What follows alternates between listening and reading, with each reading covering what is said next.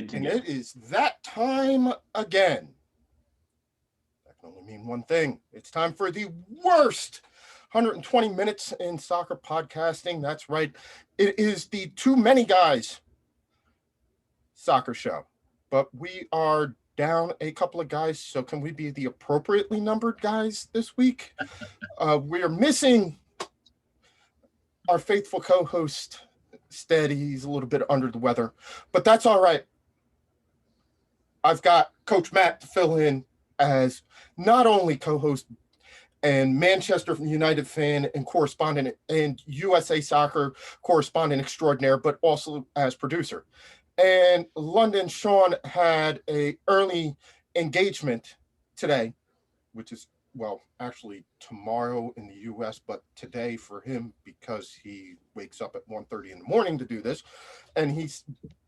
But we have to have a British guy on this show. So since we can't find one who is either A, actually knows anything about football, and B, is actually British, we'll just use British Will. How you doing, Will? I'm doing all right. How about yourself? I enjoyed the snow day. I heard you didn't. Yeah, I mean, I had my first day with new students today. I had no snow day, no nothing. I thought I was gonna get a free day off, but no, MCPS decided in their infinite wisdom, since we aren't attending school in person, there's no reason to close it because there are no roads down. I suppose that makes sense, but I think that psychologically we needed a snow day. Yes. But didn't you all also have off on Friday? Well, that was a professional day, so the students had off. But you had to work. Yeah. So, well, we feel for you, but we don't feel for you. You feel for me, but you've gone through it before, so yes, I have. Suck it up. And drive on, sir. Suck it up and drive on. Coach Matt, soon to be dad. How goes it, sir? It's going, man. Snow issues. I hated that there was ice at the bottom of all the snow that I just shoveled, but I can't really complain. I'm happy to be here. I'm excited to be here with British Will for the entirety of the show. So hopefully, we rip some shirts off and, go on some tirades. It should be a good show tonight. I don't know. I mean, he does have the button down on. I'm feeling kind of scared, but he's also wearing the glasses, so that normally means that we get mild-mannered Will. But he could take them off. I'm not even sure if those are prescription. No, they're prescription. I don't know. Blue light filter, that's changed my life. Mm-hmm. So, yeah. Another week that was. But the good news is we got through January, which means the transfer window was over. And we'll get through that throughout the day, throughout the evening. We've got a couple of great guests coming on. We're going to be joined shortly by Celtic Cam. I got to admit, I feel sorry for this guy. He keeps showing up week after week to talk to us. And when I asked him to do the show, I was like, as a content producer, this makes for compelling radio. Celtic keeps floundering. It's good. But as a friend, it's hard for me to keep asking you the same question over and over and over again.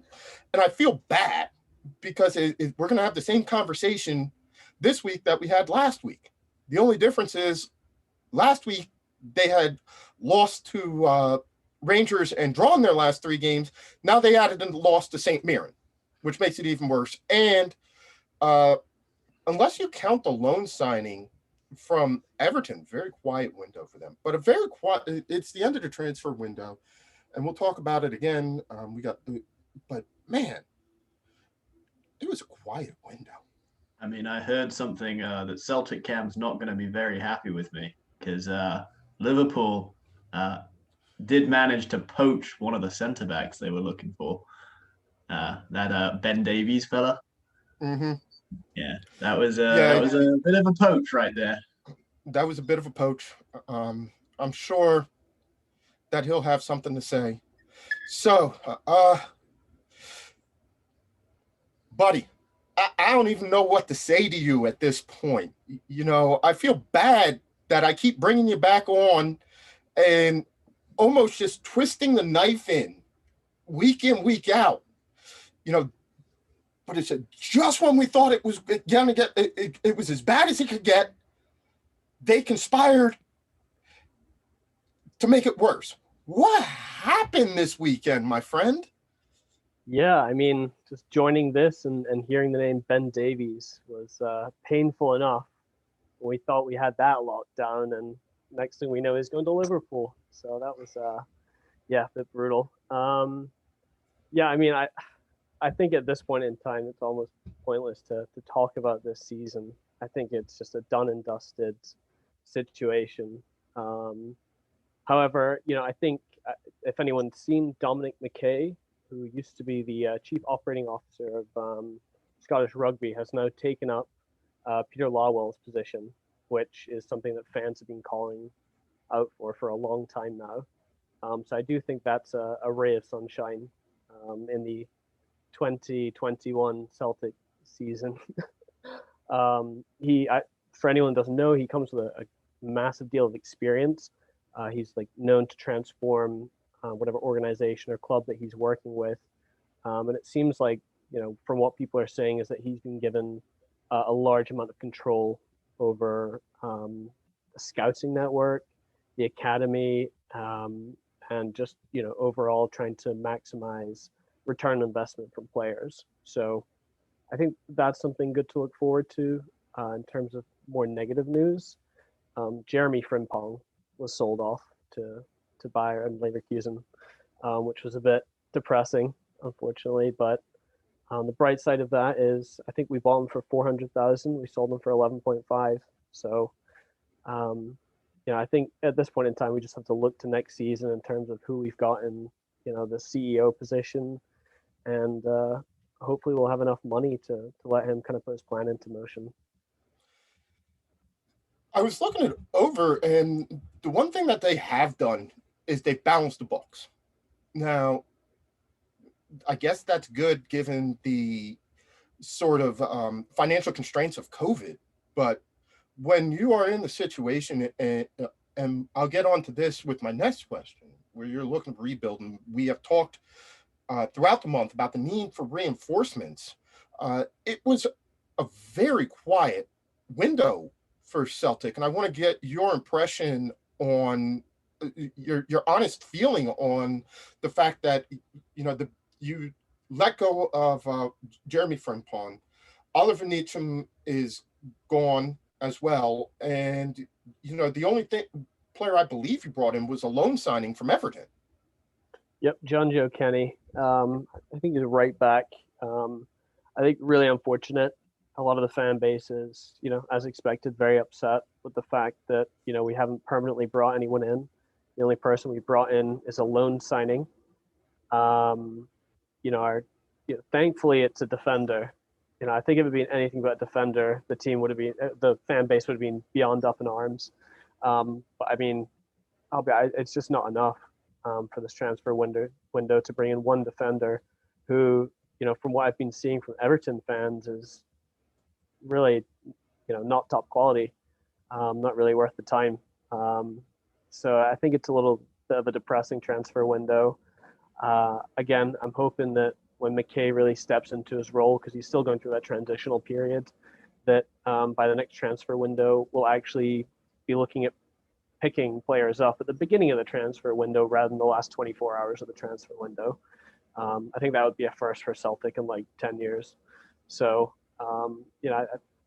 depressing transfer window for sure. But again, if he gets this ability to really revamp the scouting network, I'm really hoping we'll be much better prepared for our next transfer window.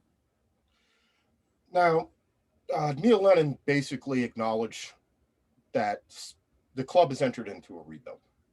We see that with the hiring of McKay, sort of as the general manager, director of football, whatever his title may be, to control the negotiations and sort of serve as that go-between. I guess a quiet window may not have been the perfect way to start, but the big question is, is Lennon going to be around long enough to oversee this? Because he, as most managers would be, seemed very, very enthused to be part of this rebuild. But is he going to last long enough to be the manager when they finally come out of this? Yeah, so there's the theory that this transfer window wasn't so busy in order to save money for whoever's going to come in next. To really allow the next manager that comes in to build the team as they see fit. So the kind of the happy path for the next manager is bringing a high quality manager, whether it's someone like Benitez, again, Lampard's up there, someone like that to really create their own vision and, as you say, rebuild the team and have enough finances available to them to be able to hire the players that they believe are going to really fit into their plan really well. So, there is that thought process regarding this transfer window. But, now that Lowell's gone, a lot of people are now saying that connection that Lennon has with the board is now gone. So there's personally, I believe that Lennon's not going to be around next season. At this point in time, I think they're going to try run him out, see the next few games. If he ties the next few games or wins some, he's going to be around to the end of the season. I think if he loses some, I think they're going to have to cut him loose, put Kennedy in as groundskeeper for the time being, and then they're going to pick someone up at the end of the season. So there's no inclination that even if they made a move right now with a Lampard sitting out there, with a Benitez sitting out there, that they would go for them right now and take sort of the sure thing, or in the sure thing in Benitez's case, a risk, but a risk in Lampard's case. But they'll wait until the summer and I guess see and hope who's available, hope that these guys don't get jobs. I mean, it's a risky play. How confident are you in that decision? That how confident would you feel if they were to go that route and wait? Matt and I, as Manchester United fans, will tell you what happens when you don't get the manager you want when you have the opportunity to get them. And 4 managers later, we've got Ole Gunnar Solskjaer.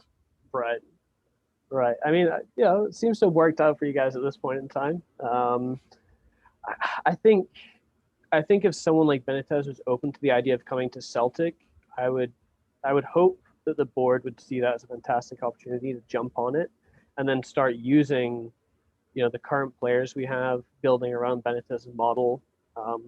He plays a slightly different model to Lennon, and how he plays how he manages his team. I think if someone like that was to open up and say, I'm willing to come to Celtic, I don't see how the board would be able to say no to that. I really don't. And then, as I say, start building the players into his model at this point in time. And then next transfer window, have those funds available to sell on and to buy new players. I'll say Celtic always has a fantastic record of being able to resell players, sell players at a much higher valuation than they were brought in for. So I'll be interested to see if that still continues to happen under McKay, and if we have a new manager, if that also fits in, with his managerial style. Perhaps this is my ignorance because I don't follow Celtic as much as you do, clearly. One thing that I was wondering though about, and I didn't let you know that I was going to ask about this, is the youth development of Celtic. How much are they investing in that? Because I'm wondering, where are the young players that they should be bringing through their academy? Yeah, absolutely. So Celtic generally has had a good, they have a really good youth program. Where it really struggles is connecting that youth program to the senior team. A lot of younger players they'll get their training at the academy. This isn't all of them. People like Forrest, he was a youth player. Ryan Christie was, part of the youth academy, things like that. But there is unfortunately a disconnect between making it all the way through the academy and then actually making it into the senior team. A lot of players will take their training at Celtic and move somewhere else. And I think there's a hope that, once, because we have fantastic young players, Dembele, he's absolutely fantastic player, but there's now a lot of doubt. There's people saying that he's actively looking to leave the club. So I think, my hope is that someone like McKay can come and revitalize that youth club to be more connected to the senior team, and that we can get more of these fantastic academy players coming through the youth academy and into the senior team. So what are our hopes for the next for this week? Right. So at this point in time, a draw. It's really Any point's a good point. It's so sad to say, but I think if we can draw, that'd be great. A win, I haven't seen one of those in a while. Matt, Will, you got any questions for Cam? I do real quick, and then Will, I'll switch it to you right after. If that's okay. So Cam, I just have a couple questions. So Dembele has actually been linked a couple times to United and other big clubs, and I'm wondering your thoughts. And like I know you did express that you didn't want him to leave, but do you get the feeling that maybe Celtic would be like, hey, we need a whole financial refresh because obviously right now not bringing money with fans, is that something that the fans would kind of be okay with, or they be up in arms if you guys kind of start selling off and looking to rebuild a bit? And then my second question is about coaches. I heard about Lampard, but what about people like Eddie Howe or even Martin O'Neill coming back to coach you guys? Yeah. So the first part of that, something I've noticed in the past few years, but much more so in the past few months, has been the number of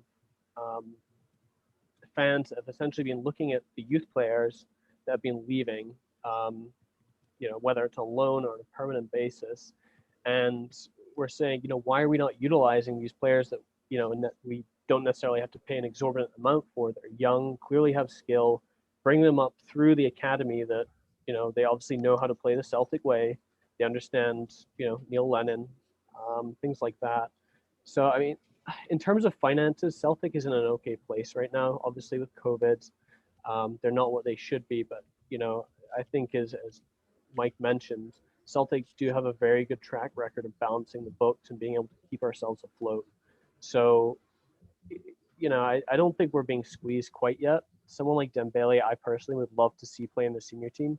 I think he's played a game or two, maybe it was either reserve game or senior team. And he's a fast guy. He's well skilled. He's very strategic in how he plays. I think if we were able to refine him, I think that'd be beautiful. In terms of the next manager, I've seen Eddie Howe floating around out there. Martin O'Neill, great coach, but I think what Celtic's looking for right now is new life, new blood, something, maybe a younger manager. Again, we've seen that with Gerrard, Lampard, okay, not so much, but Gerrard coming in, bringing a fresh new playing style to Rangers, and that's really done them a world of good.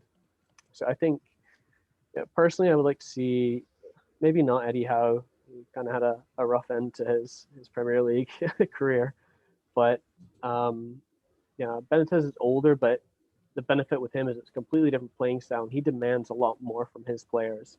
He doesn't cozy up to his players. It's a very professional relationship, which Neil Lennon, unfortunately, he's a great coach, but he gets too buddy-buddy with his players. He plays Scott Brown when he's almost basically injured, exhausted, because Scott Brown wants to play. So, I don't know. I could see Benitez coming to the club. I could see Eddie Howe trying to reinvigorate his career, as many other managers have done coming to our club. But at this point in time, with McKay coming in, to be honest, I have no idea which direction it's going to go in right now. I really don't, in terms of who they pick as manager. So I just had a quick question. Are you worried about sacking Neil Lennon again? Because, if you sack Neil Lennon again or part ways with Neil Lennon again, are you worried that it's going to go through a similar period that you went through from 2014 to, the present, with just a sort of a weird blip with Brendan Rodgers coming in? Is that a worry that you're going to get rid of him, bring in someone maybe like Eddie Howe? He's going to revitalize his career, and then you're going to have to go back to Neil Lennon. Right. Yeah. Other people have been saying that, and I mean, I'm not I don't want to disparage Neil Lennon. He's been a brilliant manager for Celtic over absolutely. the years, but I mean, are you worried about that? Are you worried about that trajectory for Celtic? Yeah, and I mean, exactly as you're saying, like, I don't want to disparage him either. I mean, he's a legend with the club. He's helped build this 9 in a row that we've had. Without him, I don't think we would have been able to do it. So all credit to him. But there's a time when it has to come to an end, and I think this season it's shown that. I think unfortunately it's time for him to leave.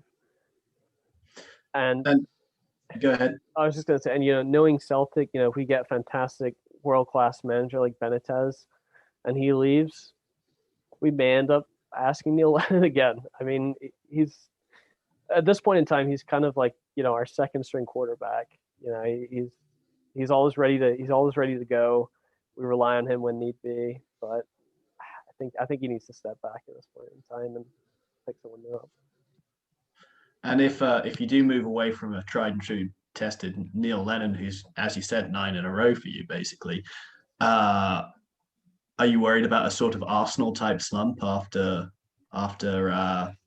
Arsene Wenger, or like a Manchester United type slump after their favorite manager? Yeah, I mean, I think at this point in time, how myself and other fans are viewing it, we really can only go up from here, And I say that now. And you're in second. I know, second, but I mean, let's be honest. Like the Scottish, Premier League is, it doesn't have as much competition as I'd like personally. We've got like 4 teams that are generally able to compete. Celtic, Rangers, Aberdeen, Hearts. The point gap alone between us and Rangers is worrying for next season. This season is done and dusted, but this trajectory could continue into next season, depending on how the reorganization of the club goes. And it's quite scary to see how quickly it's happened. It's happened very quickly. We were top of the world last year. We were living high, and then fell so quickly. Us going into a slump when we get a new manager, I mean, it could happen, it could not. I mean, again, it depends, I guess, who dominates. Thankfully, with someone like Dermot Desmond at the helm, who's got a fantastic reputation in the footballing world and can attract that talent, I'm hoping that he, again, can get someone like, I'll say again, Benitez over to the club and really have a firm hand restructuring it, because I think that's what we need. We need discipline within the team, for sure. Well, both of those managers that you named, it would be an interesting old firm with Stevie G and going up against Rafa. Yeah. I mean, Lampard and Gerrard, it sounds like something, from a fairy tale type of thing. I don't think Lampard's good enough. I'm going to be completely honest. Oh, I would prefer Benitez over Lampard any day of the week. But I think that will just get me laughed at and shouted at by Chelsea Mike. But he's not on tonight, so you're fine. I think all 4 of us would agree that in a choice between the two, we'd probably want Rafa Benitez, given his bona fides. Here's a guy who's won a European Cup, won a number of trophies while with Liverpool. He's won to varying degrees wherever he's been, even, I would say, keeping Newcastle up as long as he did was a win. His resume speaks for itself, versus Frank Lampard, whose greatest success was managing Derby and losing to Arsenal in the FA Cup. So I'm going with Benitez on that one. Cam, we want to thank you for joining us. Hopefully we can get you back next week with something better to talk about. Like, I promise you, when they win, I'm having you back so that you can gloat and be happy. But I know you well enough to know that that your expression doesn't change that much, so it'll look pretty much the same. All right, my friend, take care, and come on, boys, win something for us, will you? Please. Thanks a lot, buddy. Thanks, guys. Have a good rest of your night. Yeah. You know, for it to be such a dire, on the one hand, like it's such a dire season for them, but then on the other hand, you're like, y'all do know that you're in second, Yeah. but Kind of second like in the me Scottish, complaining about not having a snow day. yeah, Yeah. like but I mean, what he was saying even is for true. them though, second in the Scottish Premier League, I don't believe gets you into the Champions League. It may get you straight into the Europa League, which gets you to compete for the Europa League. Yeah. I think. I think it's qualification. Yeah, they got to do like they got to play both some of them are qualification, and that's fine. Yeah. But to be honest with you, I know the money for Celtic is in the Champions League, but you know what, and I'll get your opinion. For a team like Celtic, what do you think would be more valuable? Going into the Champions League group stages where you're presumably going to get stomped unless you have another like miraculous run like you did in 2008 where you end up beating Barcelona, or going into the Europa League where you actually stand a chance of getting out of the group stage and perhaps even being able to compete into the latter stages of the tournament. One, I think, yeah, the money is great.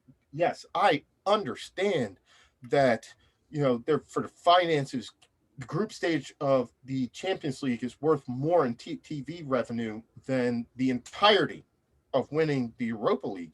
But from an attention fan standpoint, exposure, brand exposure, all things which Celtic needs to capitalize on, I would think a longer run in the Europa League might be more beneficial for them. I mean, I'll jump in quickly.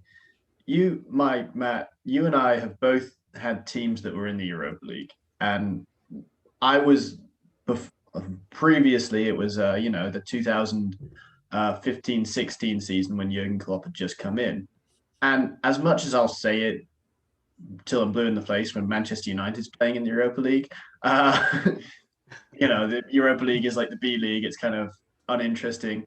But as a fan watching a Europa League game, it's kind of uninteresting.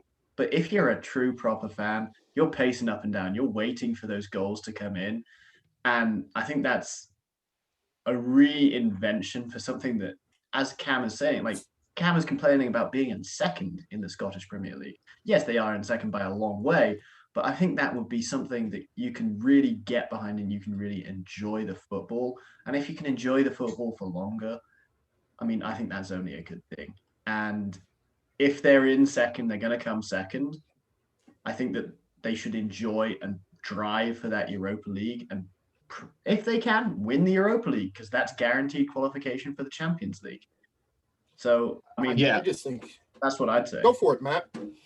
Yeah, I mean, I was just going to say, I feel like the Europa League is like, it's for the memes. Like when us, like one of the big teams, you don't make it or we drop out, it's like, haha, you're in the Europa League. But any of us, like if we drop into it or we barely qualify for it, it doesn't matter that it, and I agree with you, Will, 100%. It is a B league, but if you win that trophy, like you're gonna tout it. You're gonna laud it. You're gonna. I mean, come on. Like when Mourinho did it, I mean, we were like, that's progress. You know, you're gonna look at all the positives. Everyone is, and yeah, I agree. And everyone's gonna laugh at you for looking at the positives, but yeah, yeah.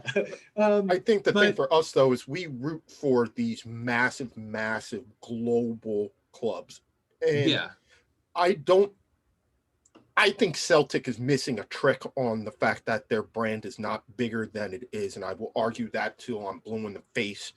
The number of people that I just randomly see out on St. Patrick's Day alone just rocking the hoops because they think they understand what it is, tells you that it's a global brand. How many people packed Lincoln Financial Field to see them play Real Madrid? Like, this has a following. I don't think that they realize how big their following is. Number one. Number two, you look at the fact that we root for two of the biggest, most followed clubs in the world. Those guys over here will get more people out on a regular basis to watch their games than we can any day, unless it's a derby game. Like, they'll have 8-9 people out at 7:30 in the morning to watch a game on Celtic TV, whereas there'll be times where I'm lucky if I can get 2 people to watch Manchester United play at And one 10 of them's on a Saturday. Liverpool fan. Yeah, no, yeah. I mean, I've been there with 2 people, and one of them was a Liverpool fan. I will say this. I think what really does hinder Celtic is their league. Like, if their league was stronger and more competitive, and you had, you know, more winners than Celtic and even Rangers in the last 30, almost 40 years now, I think that there's something to sell. Like, I mean, it's not, and obviously, I think you're right. Like, you know, there is a big like presence here. I remember when I was growing up here and playing soccer, and, you know, you got the, you know, the soccer.com magazine in the mail. I mean, Celtic was on there like all the time. Like, Celtic was always one of the jerseys that was promoted. I mean, it had a huge following. I would see kids in my school that would wear Celtic jerseys, but I will say those fans, I don't see them as much. I do see them from time to time, but I think that the league has really taken a hit, like, progressively, I'd say since probably 05, just continue to go down. And it's like, it went from, you know, Celtic could possibly make it out of the Champions League group to, or anyone, or, man, it would be really good if, like, Celtic or Rangers, like, get a Champions League win, like one win. And I think it's just, I think it's sad, but they have to find a way to inject more talent into that league somehow. I don't know if, you know, more academy players from, you know, Liverpool, United, or wherever start using that. I mean, I don't know. I feel like the championship has curbed that now. Like, we see so many of our players just cycling into the championship, and actually coaches giving them time. I don't know. Celtic needs to, or not Celtic, the SPL needs to find a way to kind of really push more talent and have it trickle through the teams there. I know it's difficult because of COVID, but One thing I I think know it's just going my to be thoughts. hard to do that in Scotland. I mean, it's got a population Yeah. of about 5 million, 5.5 million people. You know, I think, though, Yeah. they're getting some sort of decent, even if it is a streaming contract. You know, ESPN has the rights to some of them, yeah, but still, they're only broadcasting the old firm games. If it was Mhm. something, I remember just anecdotally, if you can flick it on the television and say, "I'll watch the Celtic game," that would be It's a great point. anecdotally, I remember back when ESPN first had the Premier League package, when they were splitting it with Fox Soccer, right? And ESPN inevitably in the morning had the 7:30 game. And I remember going over to a buddy's house and running into his uncle, and he was not the guy that was going to talk to you about soccer. I mean, this was meat and potatoes, Philadelphia, Union, Mummers, pipe fitter, not a guy who's going to talk to you about soccer. Well, it just so happened he had shift work. So he would get home and he would be up at 7:30 in the morning, and he started watching it. And his natural inclination was to put on ESPN. So all of a sudden he started watching all these soccer games. So by the time I talked to him, and I was talking a little bit of soccer, he was telling me all about Blackburn and stuff like that, all these, and so he'd really, and I'm just saying, like, Celtic would really benefit from, even if it's just something like that, that would put eyes on them in a way and generate interest. Yeah, I agree. I think that's a great point, Mike, just because I always just kind of scratch my head when I'll see things, you know, just on on ESPN, where I'm like, I know no one's watching this. Like, not to be mean, but, like, is bowling really getting more, like, ratings than, like, you having a soccer game? Like, I know darts is, like, big in the UK, but, like, I don't know. Sometimes they'll show it here or something like that. These off-brand, like, sports that you would actually see way back in, like, the 90s that, like, ESPN2 would have. Like, I remember them having sumo wrestling on once.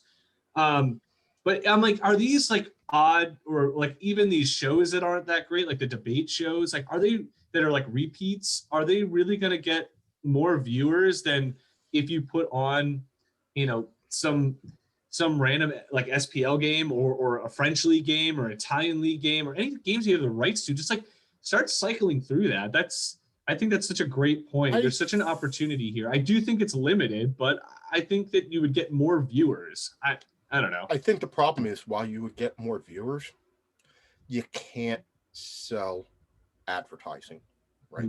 You can't sell advertising because once the half starts, you have 45 minutes. Then you have a 2-minute ad break, about an 8-minute halftime, another 2 or 3-minute ad break, and then another 45 minutes before you get to the end. And it's impossible. And my belief personally is one of the reasons why they've gone so heavy towards tilting soccer towards streaming services is because you're collecting that share of the ad revenue up front in the form of a subscription fee, which offsets the cost of the fact that you're not able to sell advertising. Why else would ESPN and like the 4-letter network didn't get to be as big as it is by being dumb, right? Why else would they buy the FA Cup but never show it? Yeah.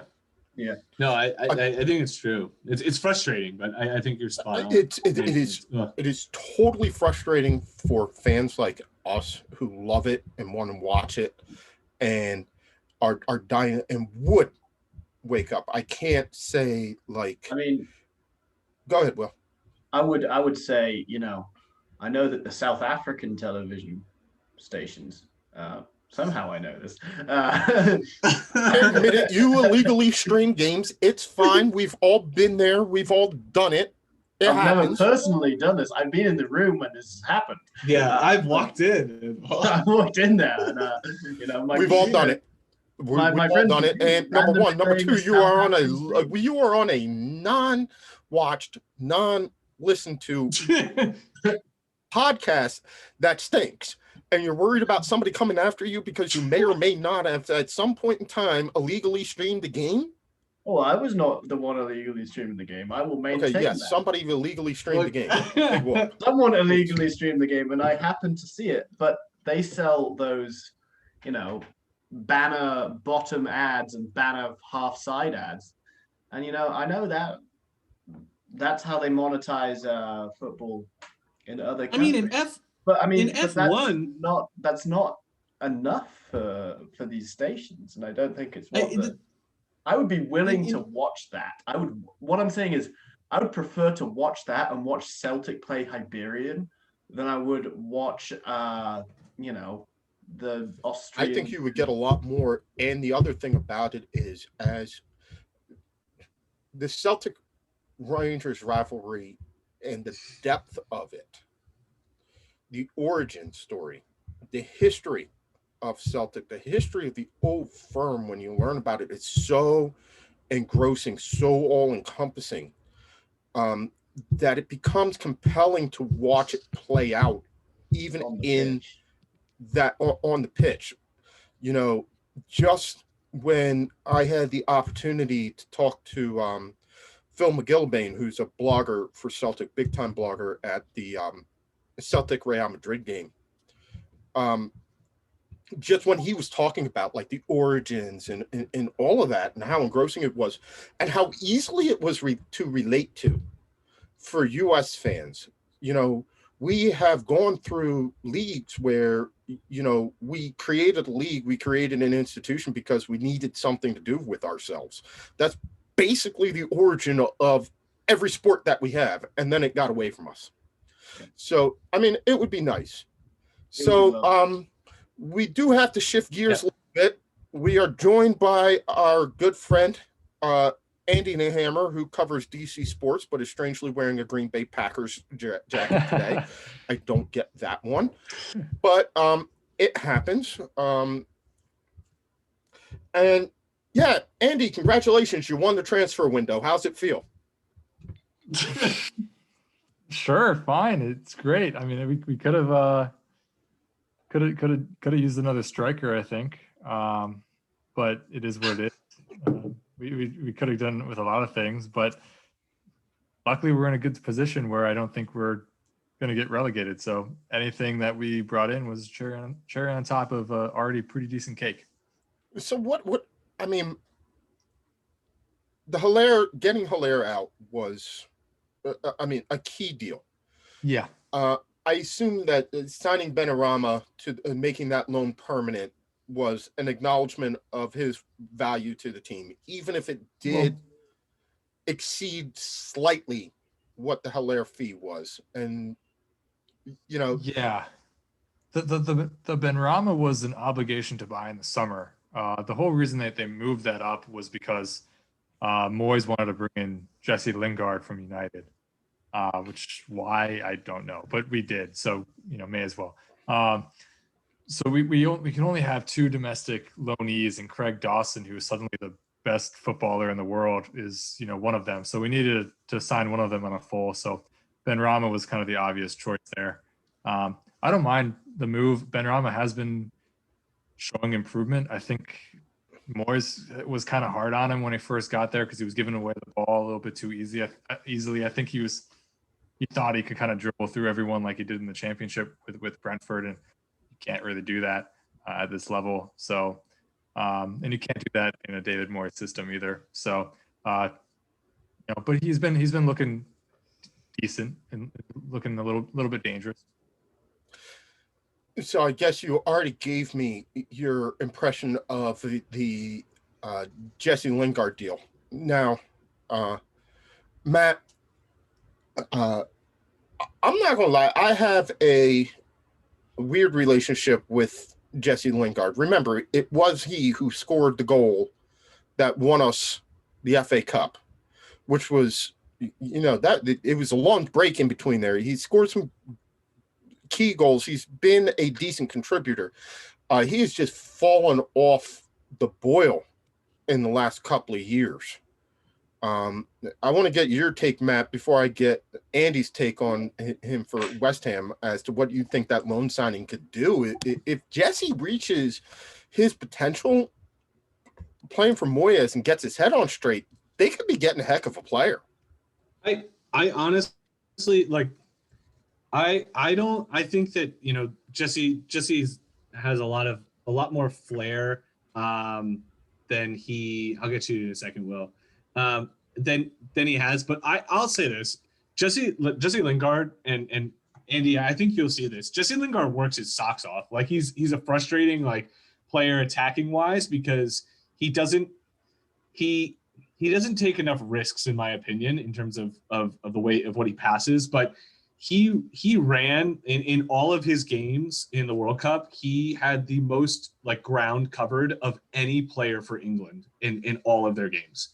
And I think he was up there in the top 5 for distance covered. So he'll work his socks off. And that's something that I believe Southgate said that when you guys signed him on loan, is that it's something that you'll need. And he is someone that can buy into a system that, you may be playing defensively a little bit in some games. And I mean, let's be honest, who did Lingard thrive the most under? And it was Jose. And that's because, they needed someone that could counter or do something quickly, but also it's going to put in a shift. And could he be fizzling out? Absolutely. But I think in terms of the fact that it's a loan for you guys, it's very low risk. And I think that Jesse realizes that he needs to get his career back on track. So I think it's a win-win for you guys. And I think he's going to be a good spark for you, especially someone who can play centrally and out wide. And in the midfield if you need him. Yeah, no, I think you have a good point with his work rate. He might not always have the end product, I guess, to go along with that. But in Moyes' system, there's no room for a passenger, and I think that's a lot of the reason why he shipped off Haller at such a loss was because Haller was kind of waiting for the game to come to him. Guard can kind of put in a shift, as you said, put in a lot of yards. Pressure people high up the pitch. I mean, that's going to be useful. I just look around and I'm like, I don't necessarily see where he breaks in at this moment because Benrahma's finally showing his class. Fornals has been good on the left wing. Bowen, I don't think he's gonna lose his place on the right wing. So you're kind of looking like, it might be kind of tough for him to break in. So unless it's the idea here is, and it's possible that this is the idea, Yarmolenko might be completely converted from a winger to striker now, which means instead of having a backup winger in Yarmolenko, it's like, hey, Lingard, congrats, you're going to be coming off the bench, pretty much every match. Maybe you break into the team if there's, a knock or an injury or somebody, their form dips. So maybe that's kind of the role that he's seeing and kind of the way this is going. But yeah, I mean, it's low risk. It's cool. It's, plus it's too, like, you guys, I mean, like Ole said in his press conference today, it's like we have a game tomorrow. It's like these games are rolling in. It's almost turning into like the NBA. So it's like you guys do need people to stay fresh as well. So that is something, and I know you've had some issues. I know Antonio has been hurt a bit. So, it's kind of like, we'll see. What I will say about Lingard is he is the best teenage 28-year-old that I know. Mike, you said something about him getting to his potential. I think he's reached his potential, and he's on the way down. I mean, I thought that he was, and I get that, Will. I get it. I think that we saw maybe 2 or 3 years ago, we saw peak what he was going to be. What he is right now is not that. I think he deserves to be back to that level. That's what I'm talking about, his potential. I don't suspect that he's going to become Messi. He's 28 years old. Yeah. That was all. If he wants to become Messi. Guys. But I mean, I understand that's probably what you meant. But to counter to Matt's point, I can run around a football pitch and run 20 kilometers in 90 minutes. That doesn't exactly mean that I'm doing anything important. And that's kind of how I felt watching Jesse Lingard whenever he was playing for England and whenever he was playing for Manchester United. I won't make it any bones about it. I don't like the man as a football player. I don't really like the type of football that he plays. I don't like that diving, flair, push through, try and drive through a team and lose the ball because I don't know how to pass it. I don't like that type of player. And, I think that, Andy, you're probably going to find yourself with a backup to Antonio and not very much more. I think he's going to come off the bench in the 70th minute and play 20 minutes and really not do too much. I think that's what you've signed in a loan player. And luckily for you, you haven't made the transfer permanent. Yeah. No, to your point about him being 28, I was gobsmacked the other day when I saw that he was 20 years old. I just was like, you're telling me this guy has been around this? Like, I could not believe it, first off. But yeah, if he thinks he's going to be able to kind of be a ball carrier in this system, he's going to have a rude awakening and he's never going to see the pitch. Because, I mean, Moyes is not going to be okay with a player that gives the ball away cheaply because we cannot afford to give the ball away cheaply. Like, we will concede. So it's very important that he, if he wants to see the field at all, that he recognizes that he's going to have to run around, hopefully a little bit more, with a little bit more of an agenda than a headless chicken. But I mean, if he's a headless chicken too and just pesters people up high, like, I mean, that could work if he's a sub. Like, I'm fine with that if he just runs a lot. But yeah, he's not Find yourself a Divock Origi.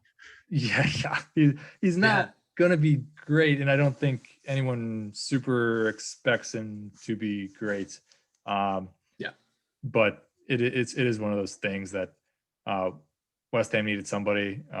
Maybe, I don't think he's ever played striker, correct? He's always been he's played at Manchester. He's played a false nine once or twice. Then maybe it's possible that he could kind of help with, just in case, like, the worst happens and Antonio gets injured, because that you can never write that off. I mean, worst happens, he could play there. Yarmolenko could play there.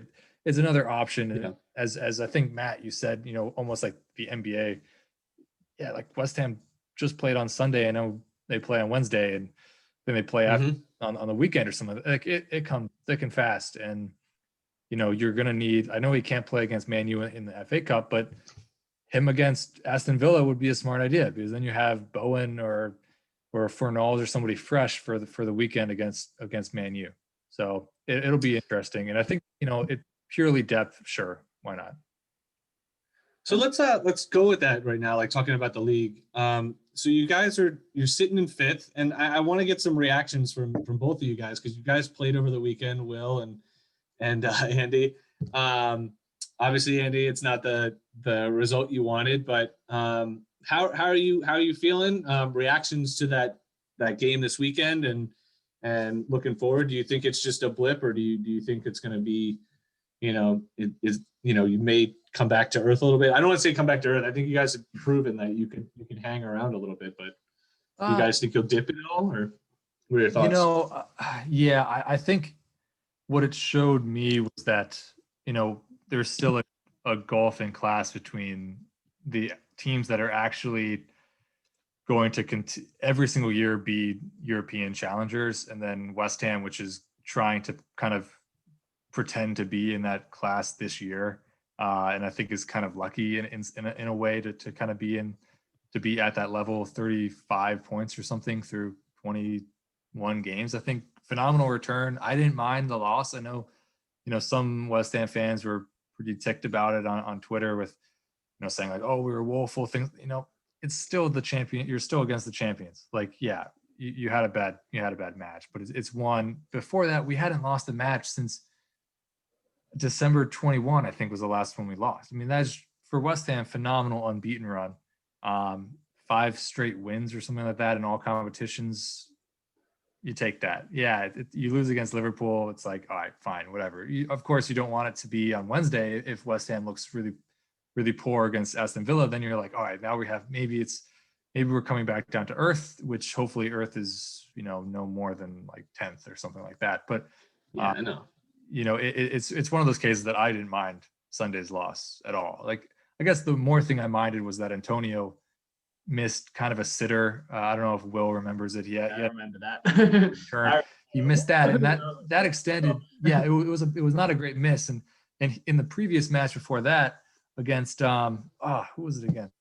Crystal Palace. He missed 4 chances, and I almost worry more from not the overall team performance, but I worry about Antonio. Just, we have 0 strikers at the club. He played right back, like 3 years. Right back, come winger, come striker. Yeah, it's like he's not even a striker. So I worry some about, like, if he starts, not being as prolific in front of net, and he never really was. His conversion rate has always been terrible. He just has so many chances, which is why he gets goals. That's what I'm more concerned about, if Antonio kind of dips off. Yeah. All right. I mean, my reaction to that game was, I put my hands straight up in the air, and I said I thought that West Ham was going to be one of the teams relegated, based on previous form. I'll put my hands straight up, and that game sort of showed me I was wrong. The game earlier in the game at Anfield showed me that so much more, especially with players like Fornals that has come through in the last few years. He scored at Anfield. This season. He scored at Anfield, and he looked pretty good. I mean, last game yesterday, he was pretty anonymous, and he got subbed off pretty quick. But I think that this game was really. I was listening to the BBC commentators about it, and they were saying, "Oh, this is the best chance that West Ham will have to win at Liverpool in the next 20 years." Because they've got no centre backs, they've got nothing. I was like, and they're not starting their front three.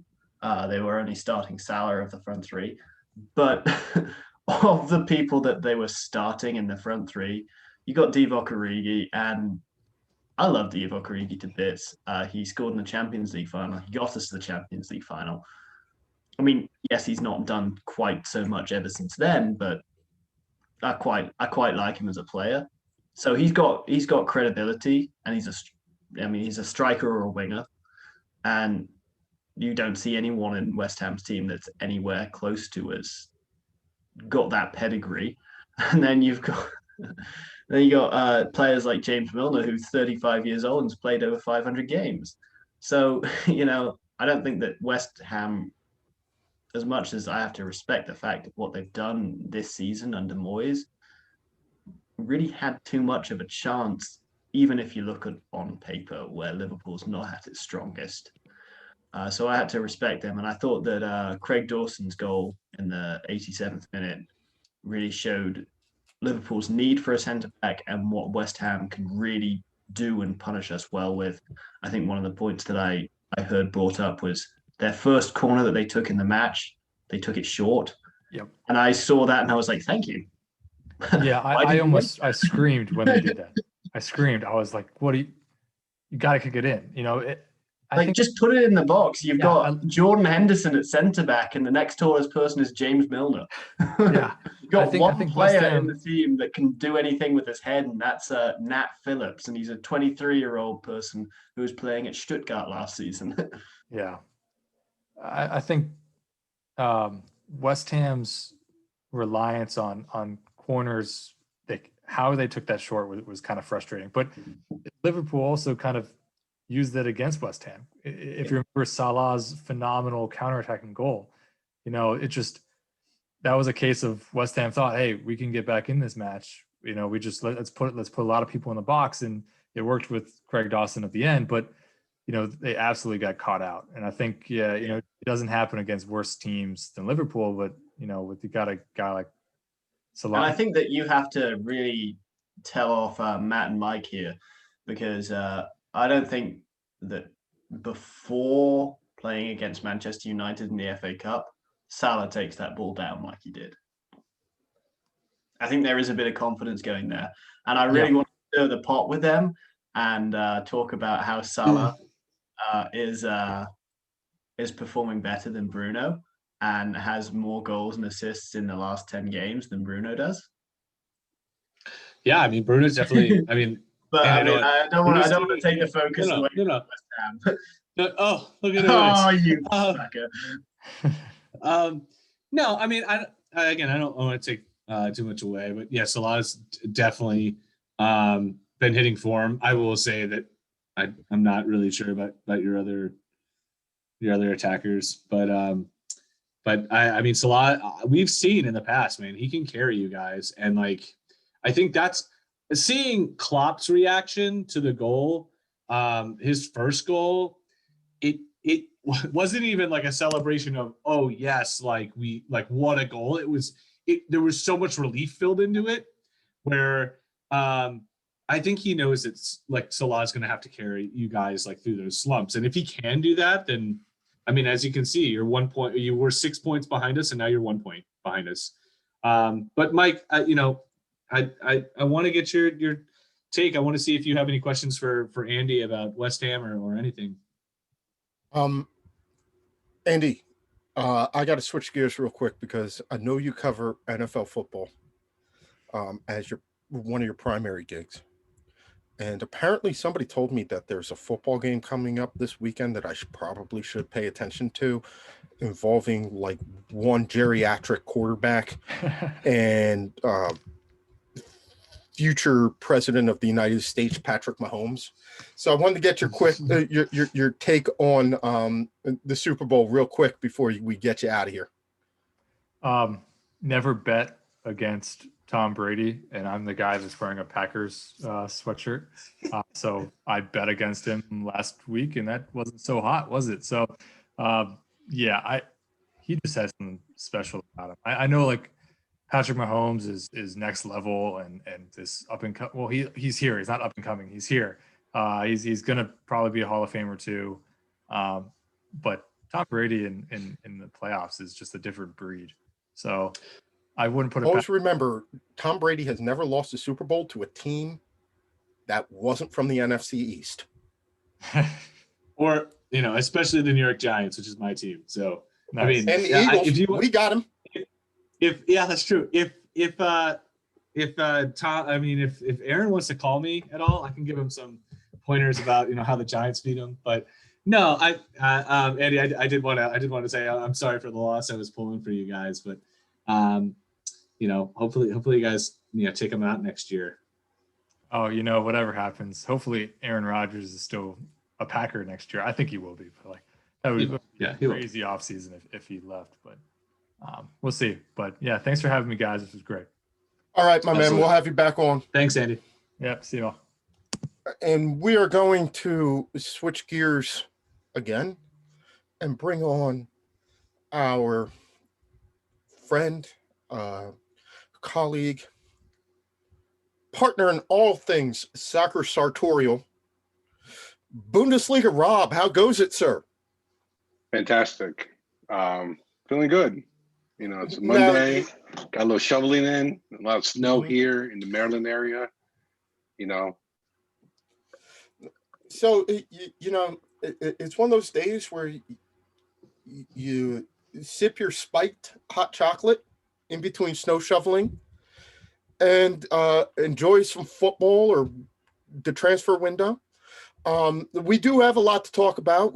I want to go through some Bundesliga things, and then I really want to talk a little bit to you tonight about the USA, the U.S. men's national team last night coming up 7-0 victors over a Trinidad team that had just met 48 hours before. I'll say it for y'all. You probably can't take too much from that one, except that we could beat a team that had just met 48 hours before. But anyway, what's the haps in Germany, my friend? Bayern's still on top.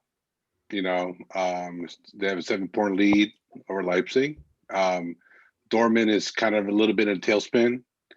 Their River Derby, counterparts in Schalke, they are destined for what looks like the relegation. And somebody cut off. It's gonna be close. No. I think that they're gonna pip Armenia, but go ahead. It seems like Bayern had a little bit of a slip, in a month or so, and then all it took was Schalke to come in, and they righted the ship a little bit, and now they're back on 100%, and they're doing things, pretty much, no one took advantage of Bayern dropping points at all. Leipzig just can't, they're staying there, but not really. And then Dortmund just, appears like they don't even want to play in Europe anymore. They knew everything. So yeah, not ton of change here. But as always, there's a ton of Americans playing because as you said, we're the USA played a 48-hour put together smorgasbord of Trinidad and Tobago players. So yeah, Matthew Hoppe didn't score this week, so that's what is it now? 2 games on the bounce. Yeah, God, he sucks. Awful. Well, worst striker ever. Well, when they played Bayern, he kind of came back down to earth a little bit, and it appears like now clubs are kind of looking for him. Clubs are kind of playing him a little bit, and this is just a learning thing. He's only 19. He just signed a new deal. So he's going to stay at Schalke for a bit, at least to 2023. This is a part of just learning. You got to make adjustments.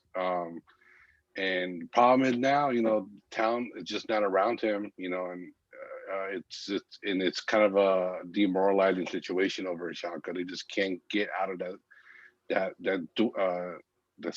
basement of the Bundesliga. So I don't know what's going to happen to them. And Hobby's going to continue to start. He's been starting still, even though they got Huntelaar on the bench now. Old man Huntelaar over there, but Hobby is going to stay. He's going to play, and he's going to have to figure it out.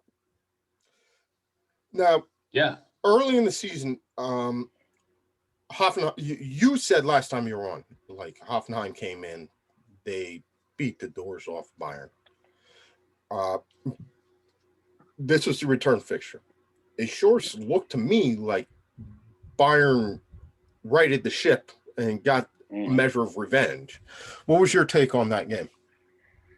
It's I think like I said earlier, the Schalke game was what Bayern needed to kind of get themselves back together, and now the avalanche that is Bayern München is rolling down the hill again, and Hoffenheim was just in the way, and it's hard to really beat Bayern 2 games in a row. They don't forget. They're on point. Kimmich is hot. He had like a hat trick of assists. And then when you have Lewandowski and Muller together, one of them's going to be hot. And when both of them are doing things, you just can't stop it, unfortunately. And also they have a few injuries here and there. It's a new manager. At one point like about 2 months ago, they were sort of in the relegation area. Now they finally got themselves together a little bit. And they're currently in 12th at the moment. They have a couple center back issues, which is actually why a big reason that Hoffenheim got Chris Richards from Bayern Munich on loan to the end of the season. And he's going to play, definitely. He's going to definitely help out that Hoffenheim to stay mid-table. But Bayern's just too good. The talent's too there, and they finally corrected a few things that went wrong in that first matchup, where they lost to Hoffenheim in a really, Hoffenheim just was so good on the counters. They were so perfect on the counters, almost, and they just knew what to do. Bayern were tired, and then they had no response. But this time around, totally different story. Payback complete. Rob, Matt, you had a question? Oh yeah, I'm sorry to cut you off, Will, real quick. No, go ahead, Matt. I mean, I want you to talk to me a little bit about my boys Wolfsburg, because they're sitting in third right now. They're kind of quietly just beating the teams that I guess they're supposed to beat. Do you think it's sustainable for them to stay in top 4, contention for that Champions League spot? They've always hovered around, 6th, 7th place, but they've been really, pushing for them, and they do have American John Brooks on their team, so who did score recently. So just your thoughts on them overall. No, Wolfsburg, you're right. They've been quietly climbing up the table. And as Dortmund has fallen, as Gladbach has kind of fallen a little bit, and even as Union Berlin has fallen, they've kind of taken over a little bit of that spot. And I think they have a really good shot of getting Champions League next season. Especially if Dortmund continue to decide, but Wolfsburg is really, really good on defense. They don't allow many goals at all. And John Anthony Brooks, not only is he good defensively, not only is he a fantastic passer, cutting the lines through, as you saw last weekend, he's a danger when it comes off set pieces. So they're just going to continue to do their thing. They have an excellent shot of staying top 4. I'm pretty sure if I had to predict, they're going to get to Europe play, whether it be Champions League or Europa League. They're that good enough. They don't have a ton of big stars there on that squad, but they all put it together there, and they're just, they're marching along. They're steady, they're consistent, and they just play good defense, and that's been enough to get them there, to at least to top 3. That's awesome. Hey, Will, I think you had something for Rob over here. Yeah, I've got one question. Ballon d'Or happens in the fall. Does Robert Lewandowski win it? Because all right. So let's just say there's no Euros, right? If you want to make a scenario here, there's no Euros. The Euros is going to be cancelled, but go ahead. All right. If Robert Lewandowski breaks Gerd Muller's Bundesliga record, and Bayern make the semis, and part of it is because of Robert Lewandowski, he wins the Ballon d'Or. I have one point as a Liverpool fan. Mo Salah broke the Premier League scoring record got to the final of the Champions League and came sixth. It was just a travesty. It's a complete travesty that it happened. I mean, I fully throw my weight behind Robert Lewandowski. I think that I don't understand why the award was cancelled this year. But my question is, do you think he's got the personality to win it? Because he's got the footballing credentials to win it, but does he have the personality on the pitch to win it? Because that's something that I think that Bayern has seen Robert Lewandowski change in the last few years. So I have that question for you. I think he does. Especially last season, you saw a different Lewandowski, one who is definitely having more fun. You gotta remember, 3 years ago, he switched agents. He was trying to force his way to Real. Bayern were playing hardball, said, nope, Dan, that's not happening. And he kind of just said, he settled for that. He's like, okay, fine. This is where I am. I signed the deal.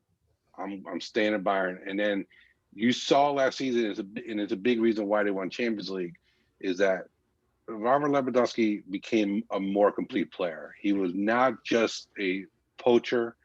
He was excellent on the hold up. He occupied space.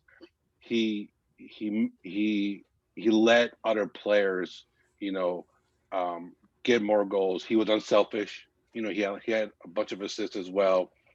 And he looks like he's having a lot of fun out there. And this season as well. I mean, let's just talk about week one. Week one of the Bundesliga with that beautiful Rabona. Like who knew Robert Lewandowski can do a Rabona? Okay, he's having fun on the pitch. He's smiling. He's loving life over there. And I think if he continues on, I think he has an excellent shot to win the Ballon d'Or, especially because there might be some people who feel that he got wronged, that he didn't get it last year, and they might say, okay, fine, here, you should have it just because we screwed you out of it last season. I mean, I agree. I think that there was an interesting point brought up after Graham Souness was talking about Mo Salah on the weekend. Is the only selfish person who's allowed on the field named Cristiano Ronaldo? Is he the only person who's allowed to be selfish? And I kind of feel that way about Lewandowski. I think that people overlook him because he looked to be a bit selfish, but I think that he's a brilliant player and a top class player. Definitely. There was a part of him that was a very selfish player that, there was times where, he could have easily made the additional pass and said he went for it, and then he wasn't clean the shot, but he's making that pass now. And, and also, the players are playing much better, like especially Thomas Muller. Thomas Muller, what he does on the field is indescribable. It's intangible what he does. All the the nickname of him, the space interpreter. Just occupying all that space, and he's always in the right place at the right time. It makes it easy for a player of Lewandowski's talents to do well, and makes it easy for him to pass the ball and have full confidence that something good's going to happen from that play. All right, Rob, totally changing gears. Yeah. Number one, loving the jersey tonight. Oh, one of my favorite USA kits. Love that one. So, I got to ask you this question. Favorite USA jersey? It's either this one or, as I call it, the Bomb Pop. The Bomb Pop, I love it just because, it has a special memory to me. It's actually, it was one of the first times I was really out at the bars, watching World Cup matches, and I was wearing it. And then also to see, USA beat Ghana, and it was beautiful. So yeah, and I just like the color scheme. It's fun. It's very summery, but this one probably holds a special place in my heart. It's my first USA jersey that I've worn. And I actually have Stu Holden on the back as well. I chose Stu Holden because I used to be a gamer, and Stu Holden also used to be a gamer for Counter-Strike. He was on a clan called Forsaken, and he played in major tournaments. But so I love this shirt, and it's clean. It's very clean. It has like little touches of nostalgia in it. But this one in the bomb pop. Love the bomb pop. Sorry, and I know some people don't like it. A little too colorful for them, but I love it. I'm a huge fan of that. I'm a huge fan of that one. I have the Where's Waldo jersey. Ha! I do like the Where's Waldo jersey. That one is based slightly off of the 1950 jersey, the one that they wore when they beat England, 1-0. That is my favorite jersey because I have a replica of it, and after about 3 hours of research, I came up with what I believe to be the best estimate of what the number that Joey Gaetjens wore when he scored that goal. So I have it. So I had a company make a replica of the 1950 USA jersey with Joey Gaetjens number 17 on the back, just 17 because they didn't wear the name. And I wear that. And the funny thing is, this is probably the most rare historic type USA jersey that you're going to see. Everybody thinks it's fake. Well, look, to me, I'm a big fan of having the authentic stuff, but I realize that it's just difficult to find some of this stuff. It wasn't available. Well, if you can find an actual authentic 1950 USA jersey, then have at it. You're buying the actual jersey that he wore. Yeah. I came as close as I can to it, but I do love the Where's Waldo jersey. No, it's distinct. I feel like that color scheme is something you would see like an Olympic swimmer would wear, but to me it's a little much. The Waldo kit, a little much. I want so badly for Nike to come up with an iconic look for the US, and I think they've had a couple of stabs at it.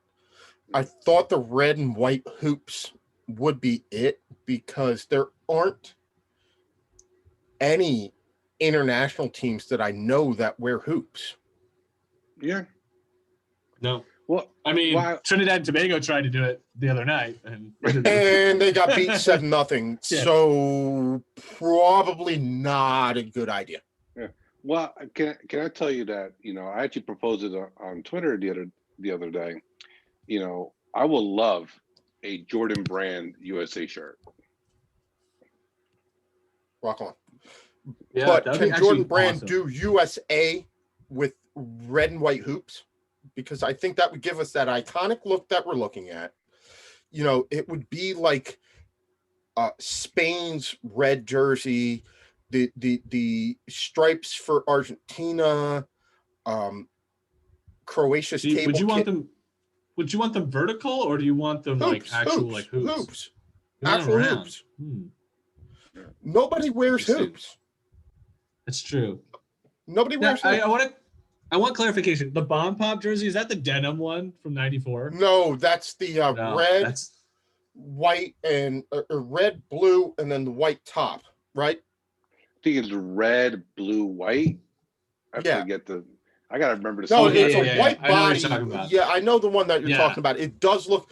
It's called the Bomb Pop because it looks red like a body. Bomb Pop. Okay, now I get it. It's got a white stripe and then blue shoulders. Mm-hmm. Yes. And then the next year they came out with something that was like faded. Kind of different because it was like red and blue shoulders and then the blue body. I have that one. That's like the icy jersey. Yes. I have a thing open of USA jerseys. So and so I wanted to question Matt, Rob, I did want to get your thoughts on this. We've made light of it. We've talked about Trinidad and Tobago. We've talked about the U.S. U.S. men's national team finished up their traditional January camp with a game against Trinidad and Tobago last night. They ran out 7-0 victors. Trinidad and Tobago haven't played as a national team since 2019. Their coach took over the job in 2019. This was his first international. Most of their players haven't played since last year. They met 48 hours before. And Trinidad was filling in for Serbia, who couldn't get visas. I'm going to assume that we could not make much out of it, but what did you get out of that? And Will, before I go there, what did you want to say? I just had one quick point about this. This sort of rings of Australia versus American Samoa for me. I don't know if you know about that 31-0 victory that Australia got. I think that the American Samoa first team was all injured or something, and they had to play their U16s or something. And it was a 31-0 victory for Australia. So I think that's a parallel that I can draw with this Trinidad and Tobago team. I was going with Heisman's Georgia Tech team and their 212-0 victory over like Cumberland County Teachers and St. Mary's of the Poor when they had to field a whole amateur team in football. But did we learn anything from last night? One word, no. Thank you. Look, I mean, it's here's what I think. Besides the one word, this match it was not about like, can we beat Trinidad and Tobago? This match was about the players getting some type of game experience, so they could put on the uniform and play and implement some of the things they learned in camp. And that's really about it. It was almost like a dry rehearsal, right? Yeah. And so all it is just the players getting comfortable with Greg Berhalter's system, getting comfortable with each other, and seeing, who is potentially either going to make a name for themselves to be called up for Olympic qualifying, or potentially the Gold Cup this coming summer, July, August. And the reason I say the Gold Cup is because even though I believe it's a FIFA window, it's going to be a little tricky because some of the leagues start in August. You got the Premier League with the Shield coming up, Community Shield coming up in August. Same thing with the Bundesliga. Bundesliga starts in mid-August. So it's going to be tough to get some of those players in. Brian McBride, general manager, he's going to have to make some of those decisions. So some of these players, especially the MLSers, will potentially be Gold Cup players or potentially U23 players. And all this game was about. That's all it was. Who's going to make that roster, those rosters, who moves up a little bit of the depth chart, and whatnot. But that's really about it. That's all it was. Yeah. Matt, you have any takeaways from this? Same thing. I mean, it was like I told you guys, it was great to see, Areola, he's coming back from a big injury. So to see him get a couple goals, and now he's linked with a potential loan deal to Swansea. That was confirmed. Which he's gone. Yeah. So he, it sucks for DC United, but it's short term though. You'll get him back. Yeah, but it's still, no, I'm happy for him. Like he's a really good player. So I understand getting the players to play in the system. I also, personally, it was frustrating because I'm a huge Bill Hamid fan. I went to high school with him. He's a great guy. And I wanted to see him play because I think he's been consistently one of the best MLS goalkeepers in his entire career there. And if I had one backup to choose, like if we can't have our top guy there, like I want him in because I think that he is our best shot stopper. But regardless of that, like personal stuff aside, I understand getting through it. And I was going off with you guys on the chat in terms of like, this is a high school team we're playing against. The one good thing is it's kind of like a training session of they can now play the game film. Berhalter can go back and say, player X, like you did this wrong, player Y, like this is where you got to improve on. If you want to make this team in, for qualifiers and for a Gold Cup, you got to improve on this. So from a player's perspective, I do think there is some benefit to it. From a fan's perspective and from an overall team in terms of our World Cup qualification and how we eventually do in the World Cup, it means nothing, because what we really need is we need those European players to actually start playing with each other. Because like that's really what I want to see. I know we have traditional January camp, but that's established because of the MLS system. We're getting more and more of our core players moving away from MLS, and I think we're going to have to adapt our development around that. So we're going to have to find ways to have other camps that include those guys. One thing that was very interesting in the commentary was hearing from the team at Fox when they were talking to Greg Berhalter, and Berhalter was saying, like, just the energy through the camp as to getting transfers to Europe and believing that that's where they could go was very interesting, and that's where they're looking to go. Even in the last couple of hours, Daryl Dike secured a move away from MLS, and he's over in Europe. Areola's going to Swansea with Jordan Morris. We're seeing more and more youth team players going over. So before I get you out of here, Rob and Matt, it'd be really easy to do a summary of what USA players did over the weekend in Europe, but I want to throw something at you that's slightly different. Give me some stock up and stock down for some USA players as we try and sort out what the player pool for 2021, 2022 will look like. And we welcome in Coach G, who I know is just randomly going to jump into this conversation. No, as he shakes his head. I'll be patient. Matt, I'll let Rob go first.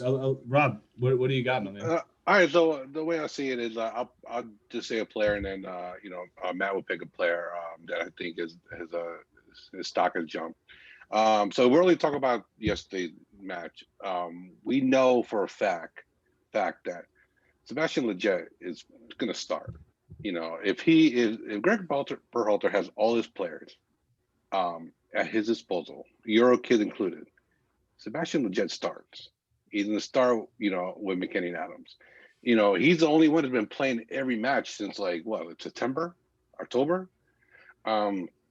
So he's playing, and yesterday's match just held firm that he's a starter in Berhalter's system. Matt, you got a player. I mean, obviously stock up. We're going to go around into Europe, stock up. I mean, Weston McKennie, how can you not say him? Is he going to be our core guy? Stock down for me is DeAndre Yedlin. Man's gotten injuries again, and come on, dude. He went from a couple weeks ago having what people were saying, his best game ever for Newcastle, and then it's just so typical DeAndre to get the pull muscles. The man is just so reliant on pace, and his muscles I don't think can handle it, unfortunately. He's also in a bad position because his injuries, he's going to get Wally pipped. By the way, he moved away from Newcastle today and signed with Galatasaray. Look at you, just killing it with these updates today. And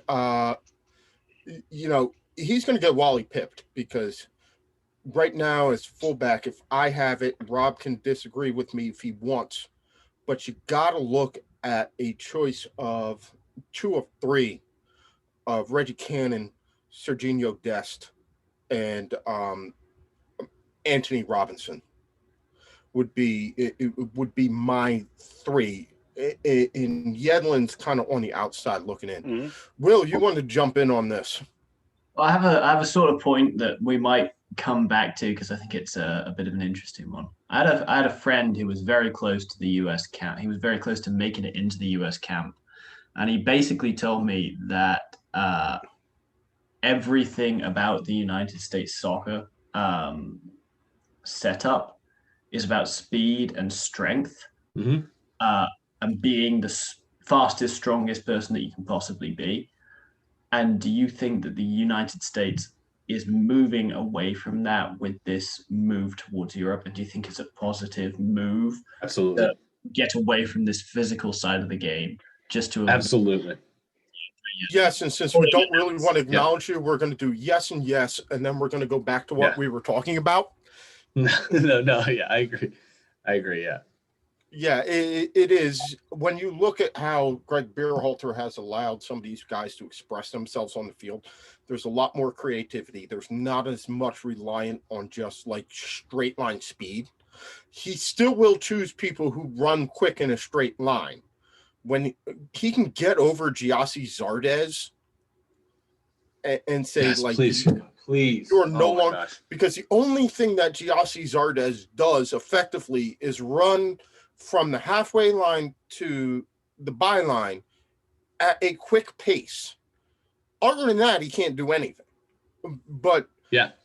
You know, if you were going for pace, I think you could probably make an argument for Yedlin, but Dest or Yedlin at least over Cannon or Robinson. But it seems like it's going to be a choice of 2 of 3 in between Cannon, Dest, and Robinson for the starting spots, and I'm there for that.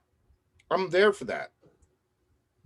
You know, Rob, I didn't get your stock down. Who do you think stock has dropped a little bit? You know, I mean, that's going to be a tough one. I mean, because it's hard to see the Euro kid. I mean, the Euro kids are doing well. I mean, so the only, if I had to say it's stock down, and it's kind of, I feel bad for saying it. Josh Sargent, he's not scoring a ton of goals. He starts every game, so he's doing something right. But it doesn't. If you just look at the numbers, you see a player who is playing the striker position, number 9 position, who is not scoring a ton. But if you watch the games, he's being asked not to do that. He's being asked to do more of a hold up play. Yeah. He's doing it. He's doing the dirty work here. So if that's the kind of ball that Greg Berhalter wants to play, and especially when you got Pulisic, Reina, Areola, Morris on the wings, then that's perfectly fine. But if you're expecting your number 9 to score goals almost like a Josie Altidore would score if he's not hurt for the 80th time, then you know Sargent is going to drop down in the chart here. But to me, you know, like I always Miazga didn't play. I don't think he was available this camp here. But to me, like he's been bouncing everywhere through Europe. He hasn't really settled anywhere for a decent length of time.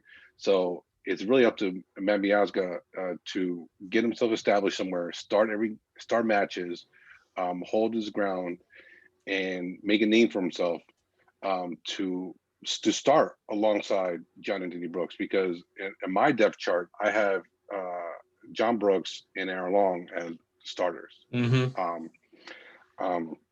And Miazga's kind of it's kind of there, number 3, with Mark McKenzie rising up the charts, moving over to Belgium from Philly Union. So and Tim Miazga's Reed's had a playing drop too. Yeah, Miazga's playing for Anderlecht right now, and he's getting a lot of good games. And I talked to my Belgian friend over in Anderlecht, and they like him.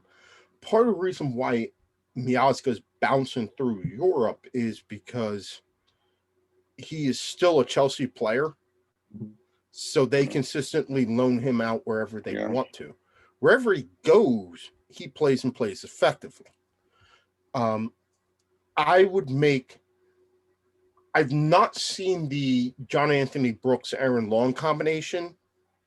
I have seen the John Anthony Brooks Matt Miazga combination, and I've liked it.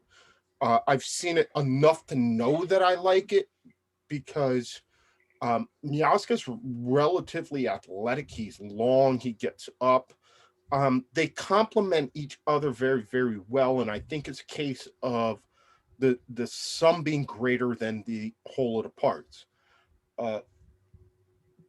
If y'all two want to argue with me, I can throw you off the show. it's easier that way. But John Anthony Brooks is the incumbent starter. If he's healthy, he is the nailed-on center back. 100%. And no argument. It's a matter of finding out who's playing next to him. I think the person that I've seen play next to him most consistently who has been effective has been Miazga. So I'm going there.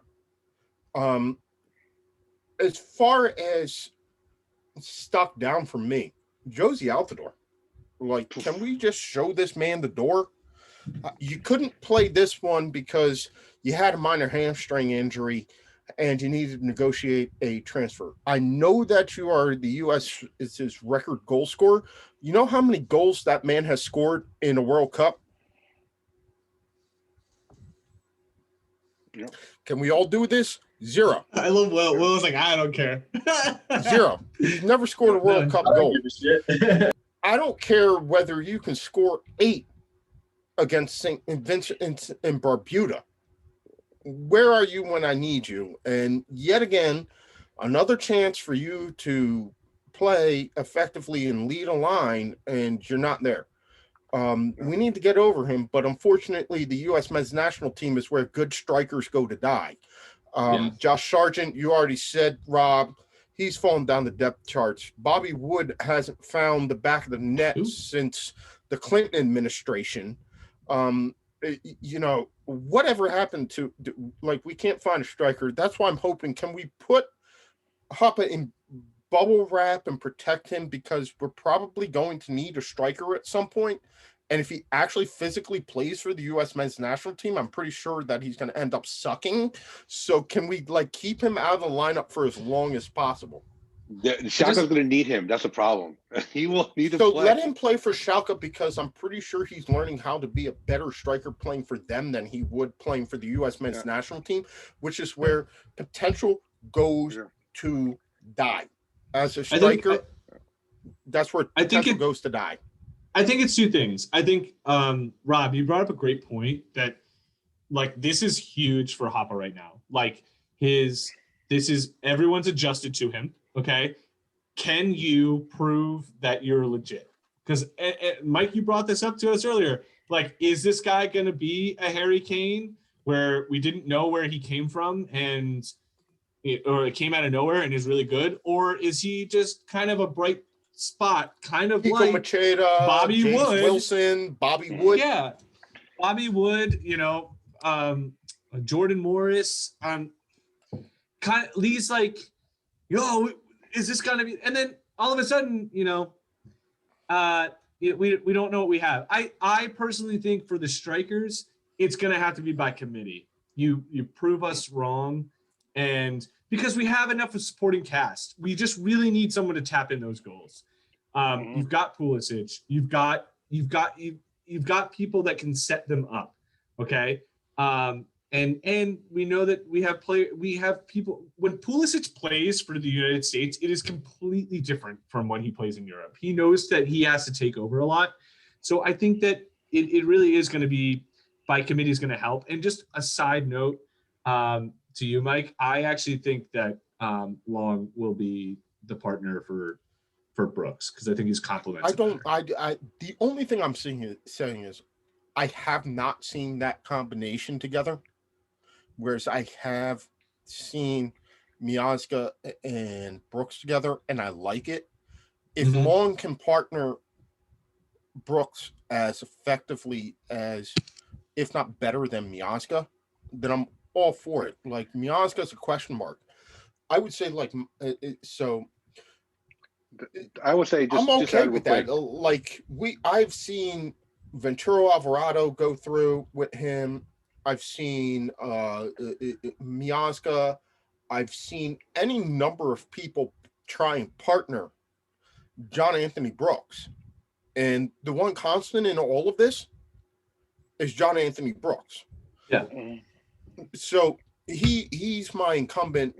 Say what you will about him and his limitations, but he's probably the steadiest center back that the USA has in their camp. So you figure out who's going to partner him and then put him out on the field and see who works. Yeah, exactly. It all depends, I guess. So we want to bring in our dear friend who's been waiting patiently. G, how you doing this evening? I've been doing great. I've just been listening to the talk. I'm about to throw in, how about Beasley? It sounds like you need some defensive help, with Altidore. I don't know how this guy's still in a conversation. This guy seems like should have been out the door about 2 years ago. But again, there's no good striker. And we've been saying this how many years about how glorified this U.S. team is possibly going to be on paper. It looks good, but I don't know. We've seen this before where it's in the real world, they're not doing well. So until they start winning some big games, versus TNT, triple team, we look good against a crap team. So until we start playing the big dogs at full team, it's really hard to tell what direction we're going in. So I'll wait. We've got the entire spectrum of USA fandom lined up here. We've got British Will. I genuinely don't care because I'm from here, but I am also from a nation that plays football, and it's easier to root for them. I mean, I still don't root for England. Why would you? I mean, brother, that's just depression waiting to happen. Wait, who do you root for? I don't root for anyone international. For England. He roots for England. I root for England, but I can't say that out loud because that's just depression waiting. No, he roots for England. I went through the 2018 World Cup with him. He roots for England. Now, like any good English fan, he's not going to say that he roots for England because they don't want to set themselves up for a fail. In a choice between rooting for England and the United States, well, there's no question it's England. Yes, thank you. Then we've got Coach G, the jaded USA men's national team fan, the jaded American fan. I've been burnt by this team so many times that I'm just going to curse their name, and there's no credit that I will ever give to them until they show up. But secretly, in his heart, he hopes that they're actually going to pull something out that would cause him to win. Just qualify. I'm somewhere in the middle. I'm right there, man. Where I still care. And then I've got Rob, who's got an updated depth chart of the upcoming youth talent on the team. He does. It's pretty awesome. So it all works, and I love it. Eventually, one day, we'll all be able to watch a USA men's national team game together, and hopefully they will win and qualify for a World Cup. But until that point in time, we're going to talk about Manchester United and Arsenal. How do you like that for a transition? Oh, yeah. Matt? Talk about paint drive. Segue. I like it. Yeah. It was a good 4 points, this year against you guys, and the way, Arsenal's looking ups and downs, to get those quality points from you guys. I can't complain. Get one tie from you guys right now. I can't complain. So are you going to tell me that the tie was as good as the draw for you guys the tie was as good as a win? Because the game I watched, we had a fair few more chances than you guys did. Oh, agree. You guys should have won. But hurts even more. Right? But yeah, we still got a point. And, pulling a point out of that game, which I thought we should have lost 2-0, maybe 3-1. To get a point out of it where we are right now, it's a minor victory. We didn't lose a point. That's the biggest thing right now. If you look where we are in the standings, it's a cluster F. We're at 2 games down. It's just lucky get a point. That's all I'll say. I have one question for you. Bruno Fernandes, red card? Question mark. To be honest, I don't know if I should admit this or not. I heard it on the radio, so I did not see it, and I had a doctor's appointment. I swear to God, I had a doctor's appointment that couldn't get out of, and I didn't really see the game and the highlights. I want to say no, it did not look like a red card to me. I will say this, Will. There was a good point that if it was Xhaka that did it to Bruno, that everybody would be up in arms and say like, how's this guy not thrown out? And so I will give that. But Bruno is God, Bruno is life. So we can't give him a red card. So ever. I think I bought the Bruno jersey Against just Liverpool. so for my next bet with British Will. He's going to have to wear the Bruno Fernandes jersey. Well, I mean, I'm never gonna have to lose that because I've never lost a bet to you, Mike. I don't know what you're talking about. Not once. There's no video evidence anywhere. But As I'm I gonna be sip the completely beer, frank, the winner's beer. I saved myself an hour and a half, and I didn't bother watching Manchester United Arsenal. I only saw one picture of Bruno Fernandes's boot just above the ankle on Granit Xhaka, and I wanted. It was a penalty. Yes, I will say that, and it wasn't.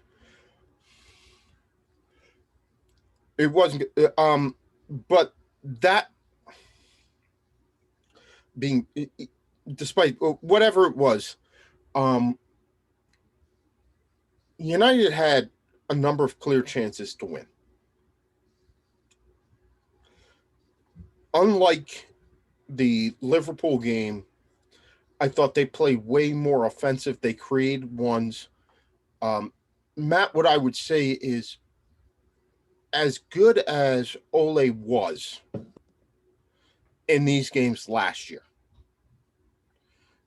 when, he couldn't beat the bottom of the league, but he wouldn't. I think the only game they lost the whole entire season against the top six was they lost one to Arsenal and they lost to Liverpool. Other than that, they were unbeaten.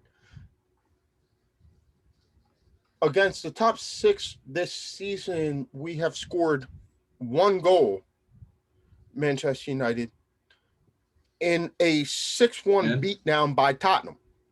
And Other than that, that was penalty. Other than that, it's been all 0-0s. Yeah, I'll just say that while this game we did have more chances than I'd say we had more overall chances than we have in the past. I will say the second half versus Liverpool in the Prem game, like we did have a couple opportunities more than like the Chelsea game, which was just abysmally boring. But yeah, like I don't know. It's gone topsy-turvy this year. It's almost like, now we're getting the wins that we're supposed to lock down. And yes, to a degree, you want to, at least get the results against, the other big teams. But man, we really need to start getting some of that mojo back against the traditional big six. Cause I don't know. I'm getting a little worried about that because we do have a big run in coming up. I think we have Chelsea coming up and I think we may have Spurs coming up as well soon. So we got to lock this down. And plus, I don't know why, but Arsenal are just our boogie team. Like ever since Ole has come over, like it actually even carries over. Yeah, it was just like I don't get it. I don't know what it is. I don't know why we just can't go into Arsenal, but like also then when they come to play us, like what it is about you guys. We just do not play well. Like period against you guys. I just don't know what it is. It's like you guys play. Previously I don't know what Ole, it is. we never had a problem with Arsenal. Yep. I mean, I think it was like 4 or 5 years.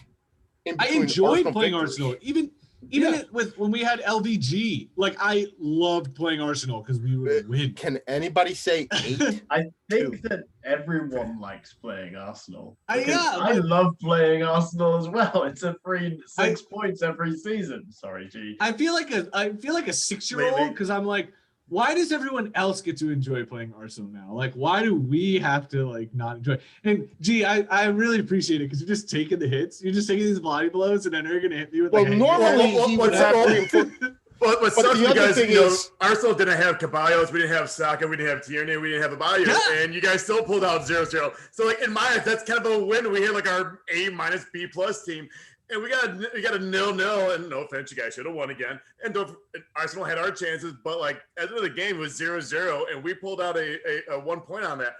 That's a victory. And I know my team is crap last couple of years, so I can dish it. And again, you know, Liverpool just won it one time in the last 31 years, so whatever. You guys can have your fun this year. That's cool. Man, you guys studs last 25, 30 years. Whatever. You guys earn it.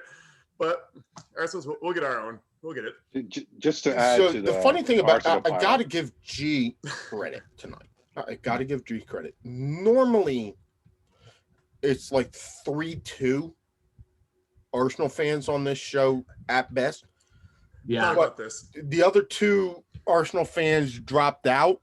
So G is our lone Arsenal fan. Oh, I thought about this right as I like clicked. Yep, like I clicked that Zoom. I'm like, crap. I'm the only Arsenal person on today. I'm like, shit. I'm like, all right, I'll take it. I'll take it.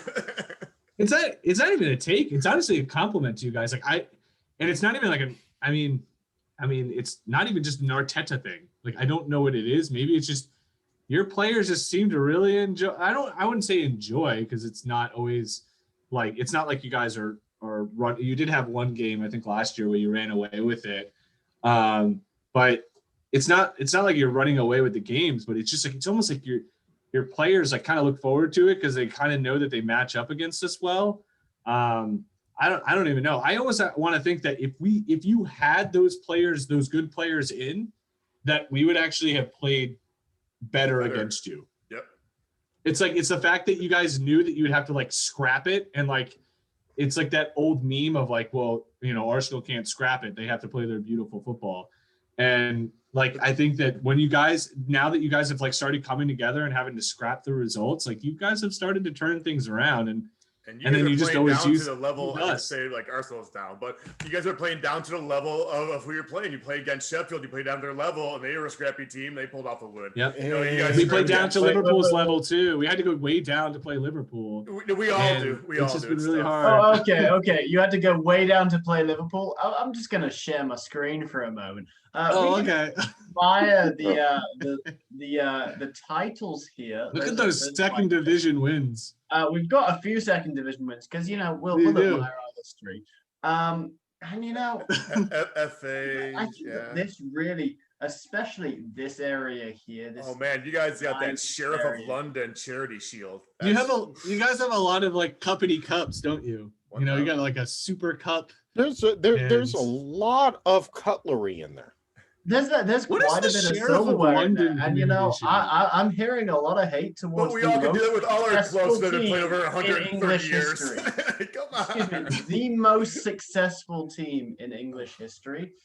And it's Boy, it's go very steal a nice. hub. All right, yes, you're muted. Go steal a hubcap. But Meanwhile, I actually do need him because Liverpool Man City this weekend, Will. It's a chance for y'all to re-announce who you guys really are. yes. And I'm going to give you the same prediction that I've given you for the last 2 weeks. 5-0 Liverpool win. Shame we don't have Carlos in his magic 8-ball. Yeah. I mean, Is do I it think that online? it's going to be a 5-0 Liverpool win? No, but No.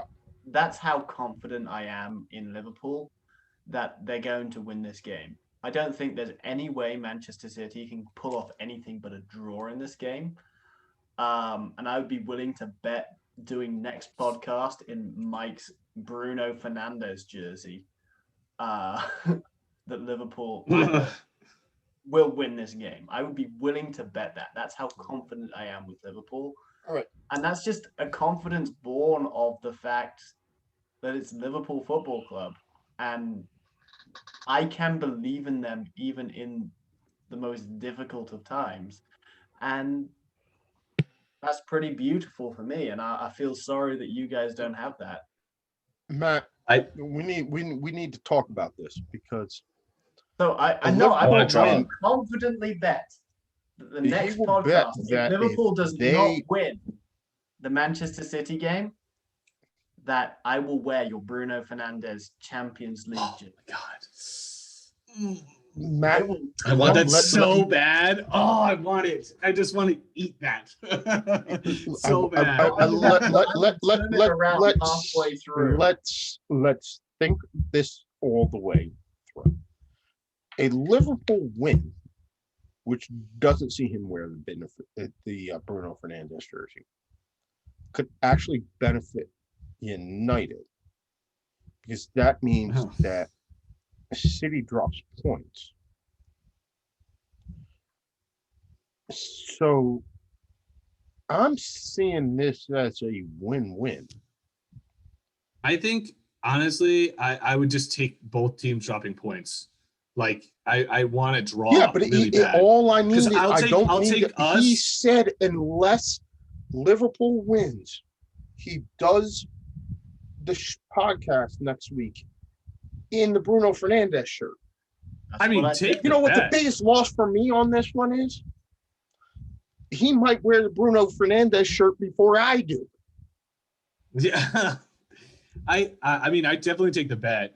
I did ask the Magic 8 Ball I see your bet. and they said it can't predict right now. It is official. You see the bet. Liverpool does not win, Mike. But this is you never heard. You never heard. This is a totally one-sided bet, because either you do the shirt and do the podcast in the Bruno Fernandes shirt, or you don't. Beer. You owe me payment for the last few times I've been on the podcast if Liverpool wins in beer. I'll give you some moonshine. Well, that works. I'll give you a little thing. All right. You come over. I got. We're not even going there. I paid you for the last couple of podcasts you've done. My wife made you a gourmet meal. Do you want to complain about? Okay, this is for the next few podcasts that I'll do. You get some moonshine. All right. Anyway, geez, that one got away from me real quick. Yeah. Apparently, there's a better than average chance that I can get British Will to wear a Bruno Fernandes jersey that I myself haven't even worn yet. I'm going with this one. And I'm walking off and declaring victory. So everybody's got to give their parting shots real quick, and then we can get out of here. Rob, go for it. Thoughts as we head out the door. I just want to tell you about one player that you may have heard of back in 2014, but you haven't heard of him since. Julian Green, potentially the best center midfielder in Bundesliga 2, fighting for promotion with Greuther Fürth. And he has an excellent shot of jumping to the Bundesliga. I think he has an excellent shot of potentially getting a call up for the Gold Cup, or if the USA meet the Olympics, being one of the overage players. Watch for Julian Green. Coach G, what you got? Julian Green, definitely a name from the past, but hopefully Stead's feeling better. I see the A on the screen. He said that he's not feeling too well, so hopefully he's feeling better. For Arsenal, we got Wolves this weekend. It's a sink that is sinking hardcore right now, so hopefully we'll get those 3 points, but things are looking good for Arsenal, and we're looking up. So I'm glad that Tottenham as well as Liverpool are going down. See a bunch of L's and D's by them. I won't say what the D's are stand for, but it's good to see that things are going that way, and other two teams are going that way. So let's keep on going, boys. British Will. Hey, look, last week I said that, there was only 7 points in this title race. And this week I've been proved right. Liverpool's on 40. Manchester United's on 41. And Manchester City's on 44. And we've got Manchester City this weekend. And I think my prediction for the FA Cup and that May will still ring true. So how about you enjoy your weekend and I will enjoy mine. Yeah, so we getting together on Saturday? I think we might be able to work something. Mm-hmm. Maybe we'll drag Coach Matt out. Coach Matt, how you doing? Parting shots. Parting shots. We got a big game tomorrow, so we got to win. If we don't win, it's not good. Not good times. And I'm sure we'll start getting some people. We'll start getting some Ole outs or something like that popping up. So we got to win tomorrow, and I really do hope that Manchester City and Liverpool play out a very boring 0-0 draw where everyone tries really hard and gets tired and just, puts themselves out for the title race. It'd be great. It is February 1st, which means it is the beginning of National African American History Month in the States. I'm wearing my Tupac Shakur shirt in honor of Black History Month. And it's a great month. We get to honor the contributions of African Americans and people of African descent to history. But I'm pissed that I wake up on this day and I have to read about soccer players of African descent being racially abused on Twitter and social media. I don't like to curse on my own radio show, but I'm going to do it this one time. That's some Frankenagel bullshit. If you want to abuse a player of a team that you claim to support because of the color of your skin, then you are not a fan of a team. No true fan would ever sit there and abuse a player because of their race, their ethnicity, their nationality. You can tell me that a player sucks. I have said that about any number of players who play for teams that I root for. But what I won't do is go after their race, their ethnicity, their nationality, personal things. You're not a real fan. In fact, you're an embarrassment. You don't even deserve to call yourself a fan. Don't even think about it. You're a troll. You're a little thing that lives under bridges and exists only in mythology. And that's all I'm going to say about that. So, I want to say thank you to Celtic Cam for coming on and braving the slings and arrows of yet another Celtic loss. Andy the Hammer, thanks for joining us and talking about West Ham winning. Bundesliga Rob, my man, great to have you. Have you back on. Coach G, as always, my friend, good to see you. Likewise. To London Sean, who couldn't join us, good luck on your presentation. I hope you kill it. Stead, feel better. To their substitutes, British Will, thank you as always. We may talk stuff, but I love you, brother. Thank you for coming in and filling on in. And Coach Matt, couldn't have done it without you, clearly, because I can't produce this on my own. For the cast of apparently the appropriate